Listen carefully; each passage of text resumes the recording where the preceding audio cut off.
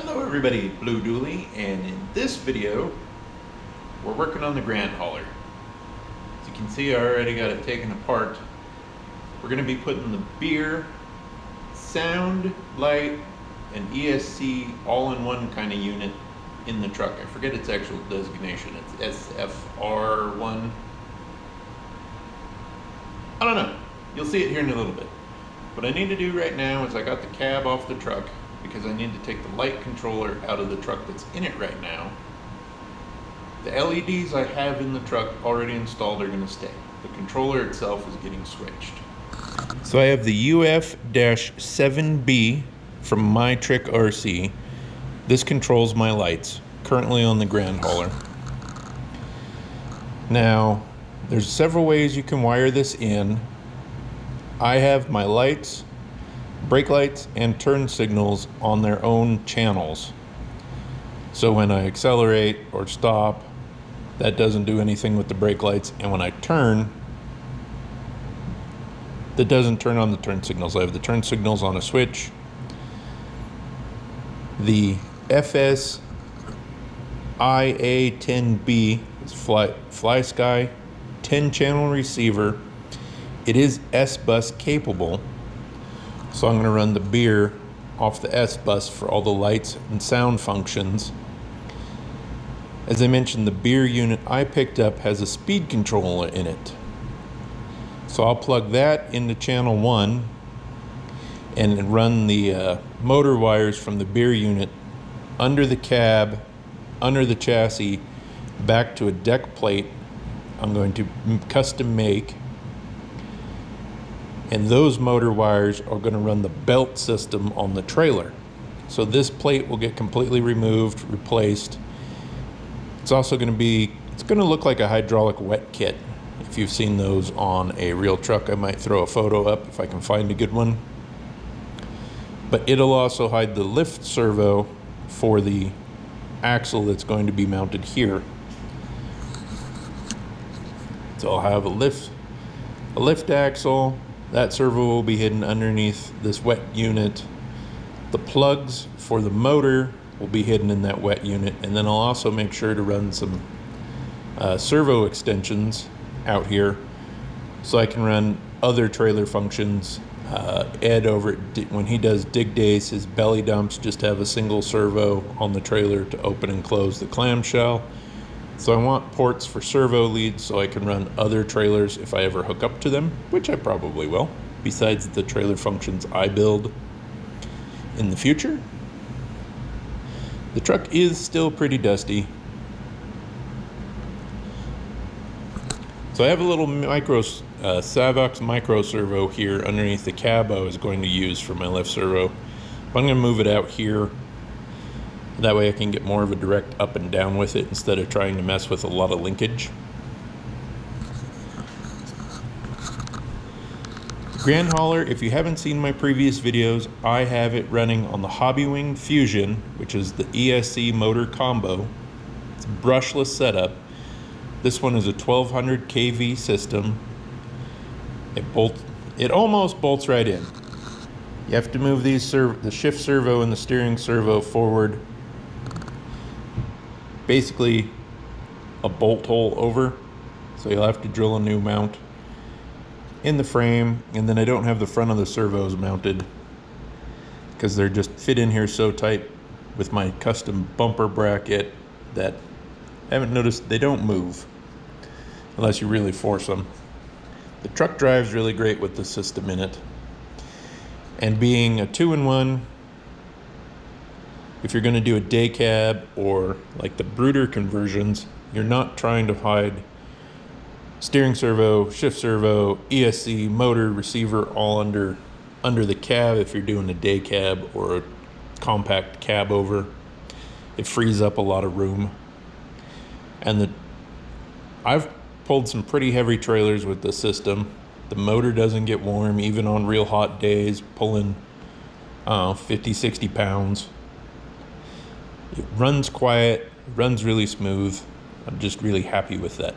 Some other tweaks we need to do. My bumper bracket came loose a little bit. But I'm going to redo the front of the servo mount and the bumper bracket itself. Got the grand hauler out in the garage because I welded up a tow bar for it.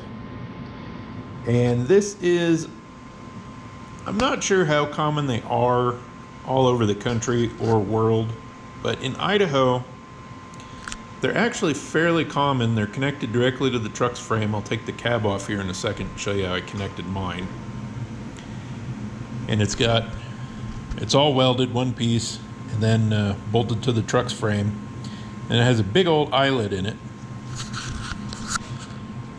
And what'll happen is they got a hydraulic tow bar on a tractor, so the guys don't even have to get out of the truck. They can come up with the tractor, hook on, and then it actually clamps on. The tow bar's hydraulically operated from the 3-point, off the 3-point, and then you can actually drag the truck that way. When they're harvesting, because the trucks, they'll just drive out into the field, and if they get stuck next to the harvester, again, that guy in a tractor can come along, hook on with that tow bar. The truck driver doesn't have to get out of the truck in the mud. The tractor driver doesn't have to get out in the mud. They can just hook on and drag them out. And Trans Systems, all of their trucks have it too for when they're hauling sugar beets. It just gets so slimy when they're hauling. Again, they'll have a guy in a loader loading the truck, and then once it's full, somebody in a tractor will come by, grab the truck, drag it out, so the next guy can drive in, and then they eventually skim off the slime. But these trucks don't do real good in mud. I'm actually surprised that the bumper doesn't look too bad with the way the truck's sitting. It's a little bit further away from the body than I had it initially, but I think with a little bit of trimming I can tuck that bumper up just a little bit. And then the tow bar sits safely out in front of the bumper and should protect the truck if anybody backs into me again. But I don't think I'm going to actually trim too much out of that bumper to raise it up. I think just I'm going to notch it a little bit to get it a little closer. And yeah, I'm really happy with it. So let me get the body off here. Put you on the coat for now. What I really would have liked to have done is mount these on the inside of the frame like they're supposed to be. But the plastic piece somewhere there, this plastic piece, the holes are a lot closer to the bottom of that than I could ever get into this steel. So I just couldn't get them to sit flush on the frame in here. So what I did is I just drilled them out and then mounted them on top of the spring hangers. They're just a hair bit narrower than the spring hanger themselves. So this center cross piece that also held the bumper in, as you can see, it's already been cut. So I'll get the servos up into place. And then I need to, this slot here was depending on how big the servos you ran. I need to drill a hole right next to it so I can get the front mount of the servos in place, and then the servo cross brace will what holds the frame rails apart. These warp just ever tiny bit, but not enough it's actually going to hurt the function of the truck or with the body on. If I hadn't have told you that, you'd have never have known. So I think I'll just use the same piece of steel I already have here and maybe bend it and come in from the top of the servo mount to hold the bumper in place. And like I said, just notch just a little bit out of that bumper so I can tuck it up in a little higher. That's just kind of the way I like it. The other thing I'd thought of doing is putting a flat bar across if I could have tapped it correctly. and then lowered this tubing so it actually come out these two holes in the bumper already, that would have looked really slick. But the metal I have is just, it's either too good or my taps are too cheap and I just keep breaking them. So this is going to work for me. Like I said, I need to clean up the welds a little bit and hit it with a little paint. That's that step done on the Grand Hauler. This square stock is actually thick enough. I think I'm going to use this 1/4 x 1/4 keyway stuff as suspension for the lift axle. I think I might go find see how small a channel I can get and just bolt some channel to the frame. Then these I'll put a little bit of a bow in it so they'll kind of curve down a little.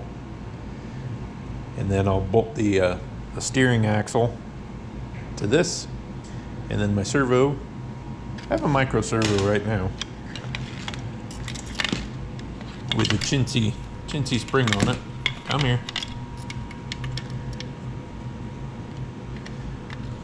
But it'll actually fit inside the frame. Like I said, by the time I put my little 3D printed thing on top of it, deck plates and all that stuff, you'll never even really know it's there.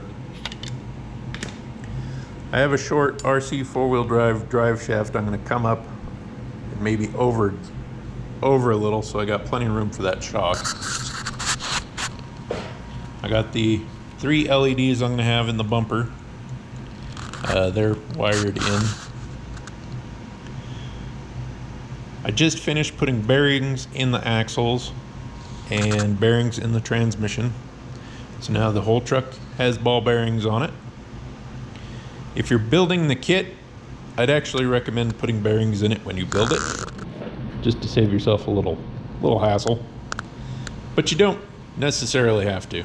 You can kind of wedge this transmission out without tearing apart the whole truck. You just got to take the cab off, but you can leave tanks and everything on. And then the axle, of course, drop right out.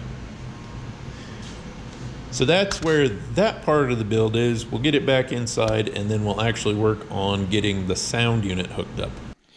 What you're looking at is a mess. I'm working on getting the SFR1 Beyer sound light control ESC unit wired into my FlySky IA10B receiver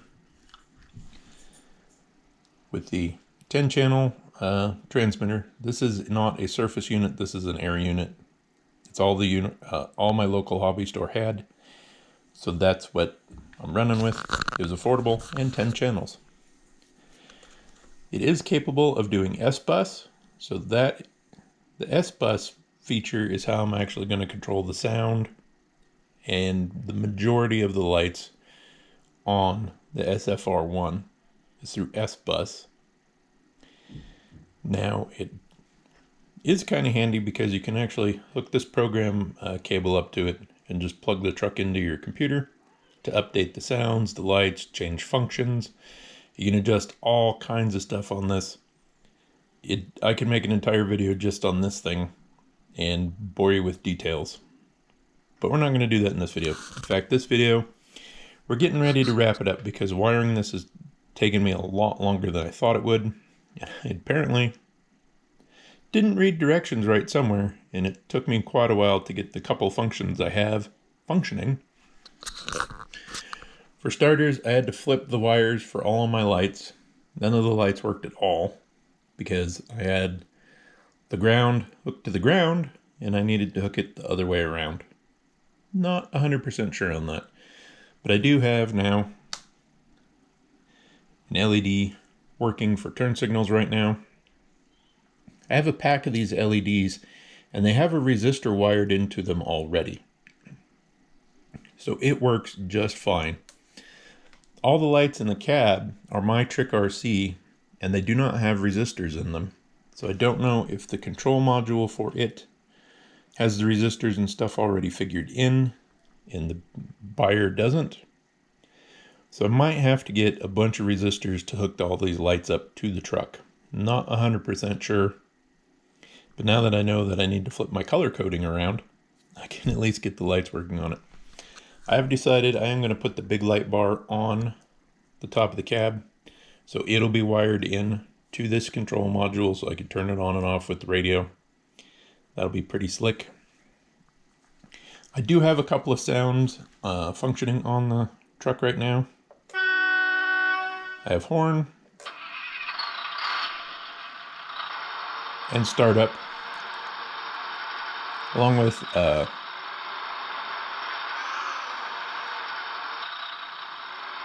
throttle sounds. This is the generic sounds that comes with this. It has a ton of sounds on a SD card, not SD card, USB drive stick. And it just comes with so much stuff, but you can find your own sounds and convert them to the right file type. So this thing will just do a ton of stuff. I'll turn that off for now. I got the tow bar on. I'm going to make some adjustments to it. I already showed you in the video how I made it, so I'm not going to bother filming my changes. So I need to finish wiring up the lights. Like I said, I'll probably have to get a bunch of resistors, so I'm going to call this video done here.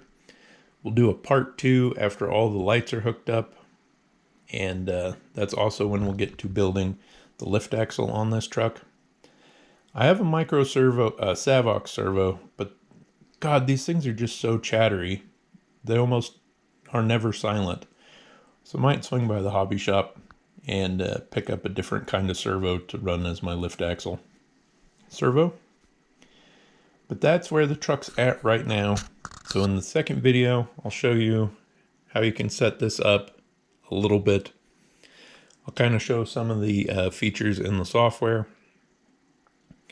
But the next video will definitely be getting the lift axle working. We'll tie up all of this mess. I got to figure out where I'm going to put the speaker still, where I'm going to mount the receiver. Despite how big this cab is, you run out of space real fast. So be sure to subscribe so you can see more of the Grand Hauler as we get it buttoned back together. And be sure to like, as clicking like lets me know what you enjoy, and it helps the channel out by boosting me in the magical algorithms. So we'll catch you in the next video.